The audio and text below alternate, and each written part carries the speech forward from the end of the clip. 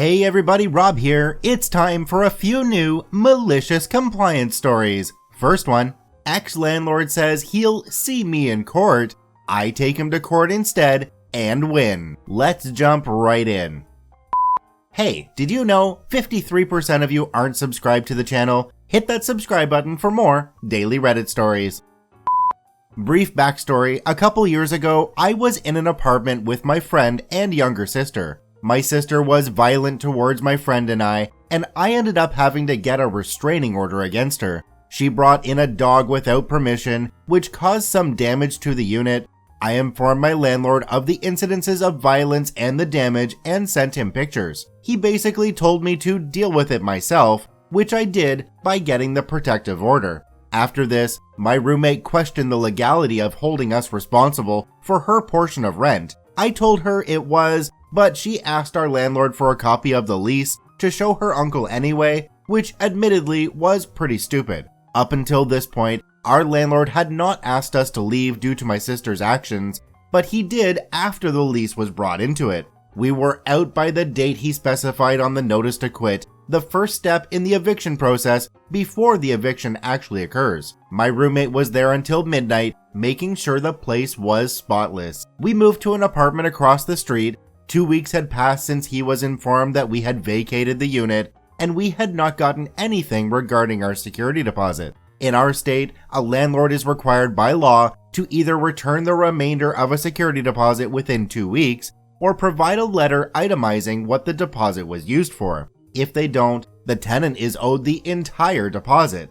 If the withholding is willful, the tenant is owed double the original deposit. The landlord had actually told me that he would be going on vacation immediately after we vacated, so I returned our keys to him and waited to see if he would send anything. He never did. After consulting with a tenants' rights group to be sure I was in the right, I sent a pre-formatted letter 16 days after we vacated, which stated the specific laws regarding security deposits and gave him our current address to send either the deposit or receipt to. The day after I sent this letter, I see him across the street, frantically running into the apartment for the first time since we moved out.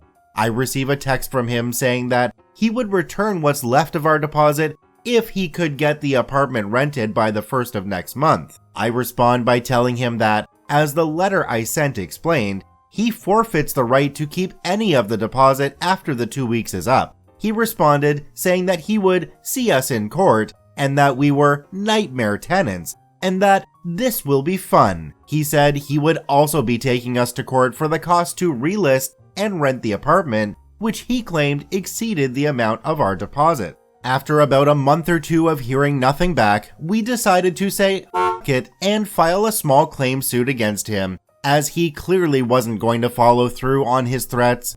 As the person who had almost all communication with him, I was the plaintiff in the case. He brought a letter that was dated for the day he texted me, where he arbitrarily wrote in what he used the deposit on and claimed he sent us the letter. That obviously didn't add up, which I thoroughly explained to the judge, as he had texted me that day saying that we would get some of the deposit returned and that he had no proof that he actually sent that letter. He clearly just wrote it and printed it out for the court hearing. During the court hearing, he also said a lot of false and victim-blaming shit, such as implying that I participated in the violence that occurred, saying we caused damages that were definitely there when we moved in, and just attacking my character in general. The judge ruled that the withholding of the security deposit was willful and awarded us double the deposit. But of course, that wasn't the end of it, and a few days before his deadline to pay us the money,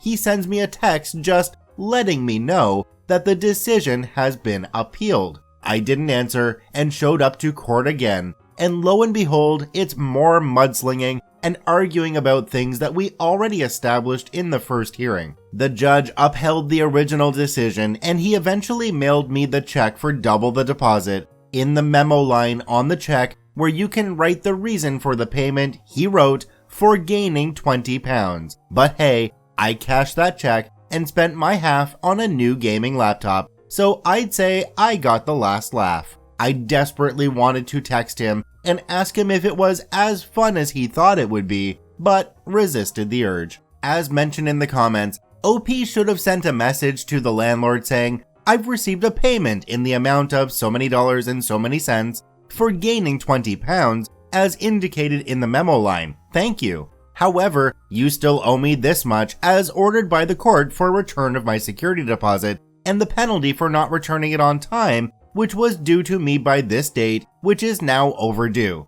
If I do not promptly receive payment, I will need to once again rely on the court to settle the matter." I mean, come on, wouldn't it be fun watching him try to explain to a judge why that was in the memo line of the first check? On to our next story. I gave the gift of a horrible PowerPoint as per her request. Let's jump right in. I was at my old job for 2.5 years. In the beginning, I really loved it since I got along really well with my boss, Sarah, and my coworkers, and I also adored the students I worked with. Sarah's the coordinator, #1 boss, and when our old supervisor, #2 boss quit, they hired in our new supervisor, Lydia. Lydia seemed okay at first, just kind of a regular new supervisor, learning the ropes, getting to know the other staff. When she started, she didn't even know how to copy and paste on a computer. A good portion, in fact I'd say probably like 85% of her supervisor position is to create and edit Word, Excel, PowerPoints for the students to use. This includes handouts we use in a group lesson too. Lydia relied on me a lot when she first started, and still does and did. As time went on, Lydia started getting worse. My coworker, another staff member like me, started f***ing hating her.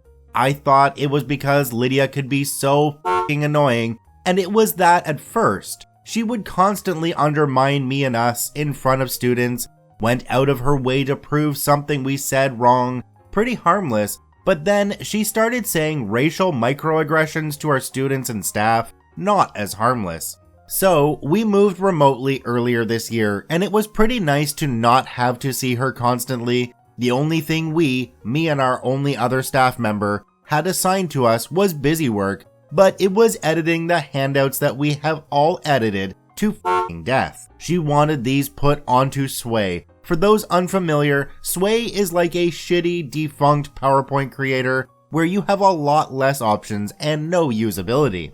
At this point, here's the process for these handouts. 1. Assign to various staff members to create. 2. Rough draft. 3. Go to Sarah and Lydia and get feedback. 4. Edit. 5. Make a Sway, at which point 2 and 4 get repeated numerously. This cycle continues for at least 3 to 6 times before they decide the handout is okay. Me and Lydia have a small disagreement over Sway, wherein I ask her why exactly we're using this program. It's easier than PowerPoint was her reason, but okay. And that I wasn't sure how students could access it since I was having trouble getting her to access it. She then informs me that this won't be used by students. No, what? What was I thinking? They're for her to use in her videos, which were a substitution for our group lessons we use the handouts with. So, I put in all this f***ing work for her to use in these videos that maybe 3 students will ever see, maybe. Eventually, I get this f***ing Sway done. I, again, do it to the best of my abilities.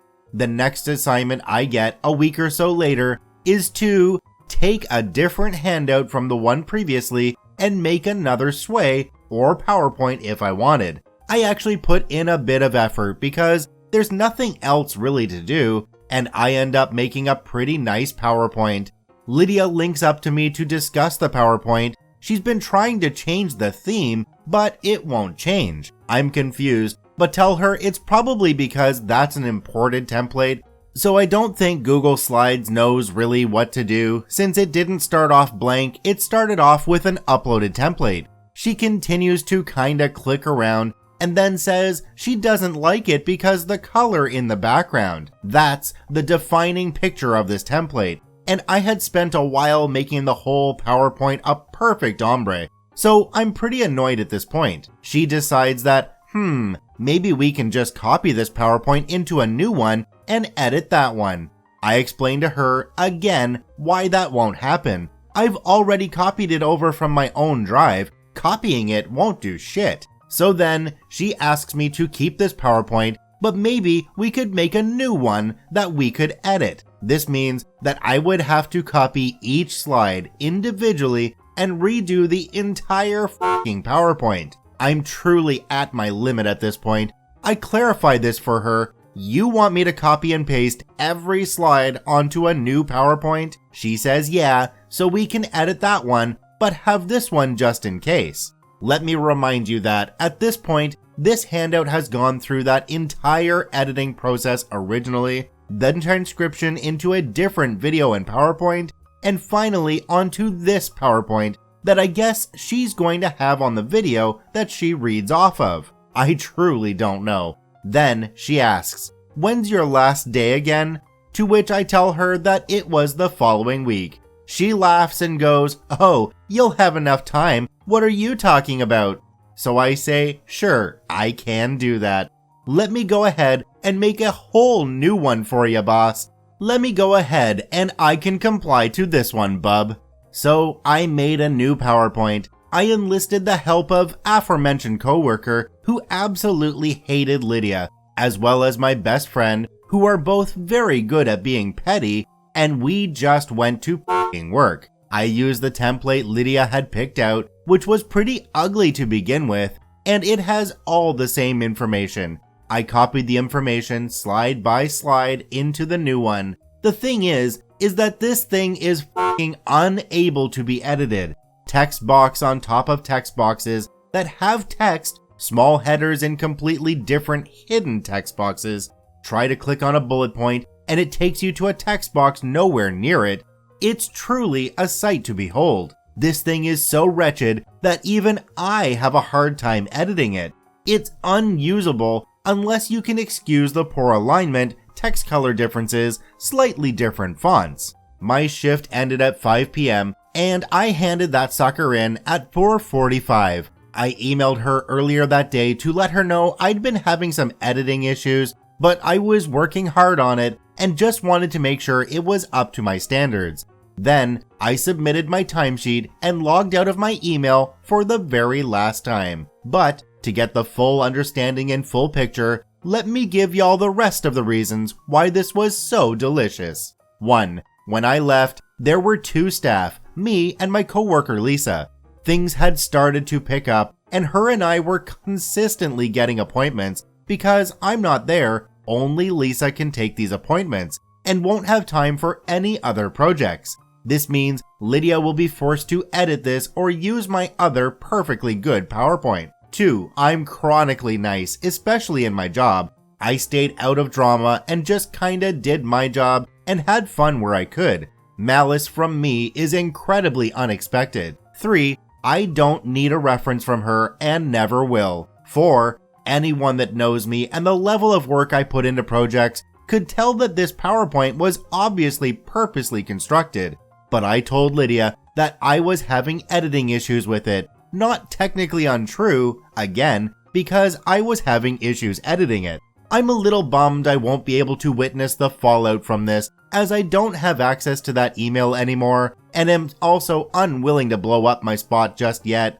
I'll update if I do get anything back. So OP put some text boxes on top of the real text in the PowerPoint. Eventually, they could have figured out how to still edit that text. I think they should have made all of the text into image files, and then there would have been no way to edit them at all. On to our last story. Reception lady thinks my father doesn't know English. He gives her what she expects. Let's jump right in. This interesting encounter happened to my father sometime in the mid-90s. My family is Malaysian, and my father worked as a civil engineer and still is. He led his company's hydro department and was responsible for contracting supplies for his turbine project. Looking for a supplier, a good college friend of his was the managing director of a turbine company based in Texas, and he personally invited my dad to meet and survey some products at his company there for his upcoming hydro project. Now, the thing about my family and most Malaysians in general is that we are fluent in English. It's our second language. And with my dad studying engineering in Sunderland for 4 years, I could definitely say his English is way above others.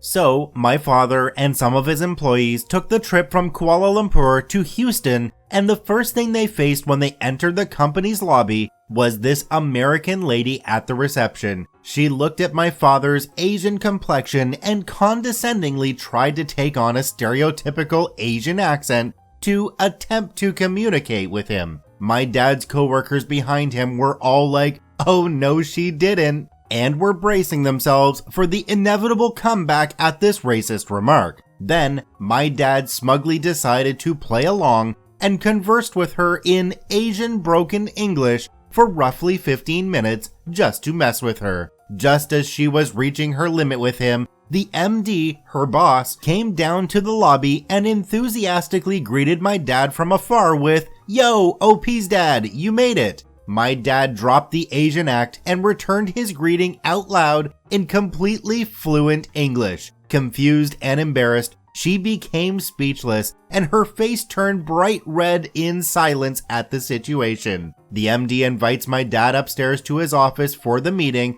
while my dad's workers were holding in their laughter as they followed him to the upstairs for the meeting. My dad later told his MD friend about the whole situation in the lobby, and the MD profusely apologized for her behavior. But my dad was a good sport and had fun messing with her. Later that month, my dad came back for another meeting and found out that the MD took no excuses from her and fired her that very same week for basically insulting their foreign customers. One of the comments clearly sums this up from a different point of view. It says, "From the boss's point of view, he invites an old friend who flies halfway around the world to come and take a look at some of his products. He hopes to secure what I would imagine a multi-million-dollar contract. The very first impression of his company is given through a racist receptionist who was clearly demeaning these men. You bet your ass she was fired." I want to thank all 3 OPs for posting their stories to the Malicious Compliance subreddit. You can visit them at the links in the description below. Please go there and give them an upvote. Once again, this is Rob from Karma Comment Chameleon saying thanks for watching. If you enjoyed the video, please hit that subscribe button, drop a like, and share it with your friends. And we'll see you in the next one.